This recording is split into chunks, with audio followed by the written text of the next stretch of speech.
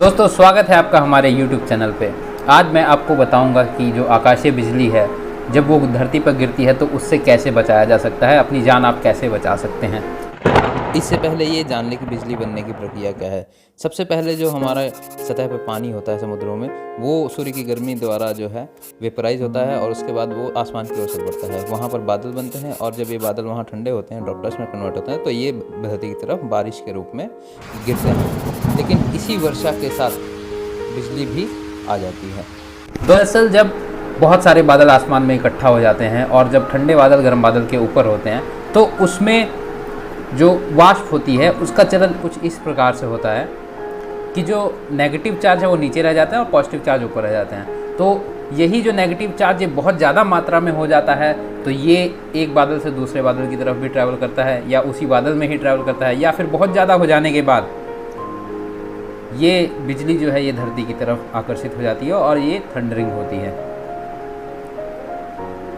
ये बिजली बहुत ही ज़्यादा खतरनाक होती है और हज़ारों डिग्री सेल्सियस इसका टेम्परेचर रहता है और अगर ये आपको टच कर जाए तो ये भी हो सकता है कि आपकी मृत्यु हो जाए। वज्रपात से आखिर किन लोगों को खतरा होता है? दरअसल सबसे ज़्यादा खतरा उन लोगों को होता है जो कि खेतों में काम कर रहे होते हैं, या फिर जब वर्षा हो रही होती है तो फिर लोग पेड़ के नीचे अक्सर छुप जाते हैं, उन्हें सबसे ज़्यादा नुकसान होने का खतरा रहता है। या फिर जब बिजली गिरती है तो कुछ लोग नदी तालाब में भी रहते हैं, तो जब नदी तालाब में बिजली गिरती है तो ये जो विद्युत तरंगे हैं ये पानी के माध्यम से ज़्यादा तेज़ी से फैलती हैं, तो जलाशय में ज़्यादा नुकसान होने की संभावना रहती है।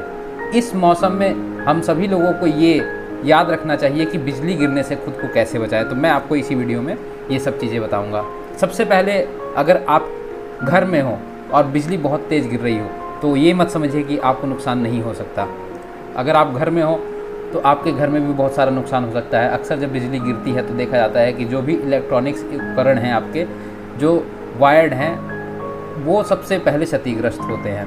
तो इन सभी इलेक्ट्रिकल इक्विपमेंट्स के स्विच ऑफ कर दीजिए। खिड़कियां दरवाजे बंद रखें, खुले और बरामदे छत पर ना जाएं और ऐसी चीज़ों से दूर रहें जहां करंट आने की संभावना है, जैसे कि लोहे की ग्रिल, लोहे का गेट, या फिर आप जब छत पे खड़े हों तो सबसे हाइट पे आप खड़े हैं तो बिजली ऐसी ही जगह पे गिरती है जहाँ पर हाइट सबसे ज़्यादा हो, क्योंकि बिजली को धरती तक पहुँचने के लिए सबसे छोटा रास्ता चाहिए। बिजली हमेशा सबसे ऊंची चीज़ पे ही गिरती है, ये ध्यान रखें। रबड़ की स्लीपर्स और प्लास्टिक की चप्पल पहने रखें। धातु से बने पाइप हैं या नल है, फवारा है, वॉश बेसिन, इनको ना छुएं जब भी बिजली गिर रही हो।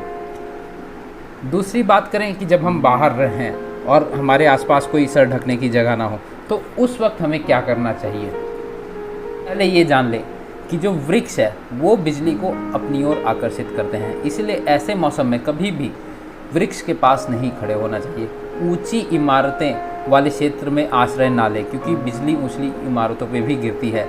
या तो आप किसी ठोस बिल्डिंग के अंदर खड़े हों, समूह में कभी खड़े ना हों, अलग अलग खड़े हों, किसी निर्मित भवन में ही आश्रय लें। और अगर आपके पास कोई वाहन है या आप किसी रास्ते में जा रहे हैं और बिजली गिर रही है तो कोशिश ये करें कि उसी गाड़ी में ही अंदर रहें और अपने सारे शीशे बंद कर लें।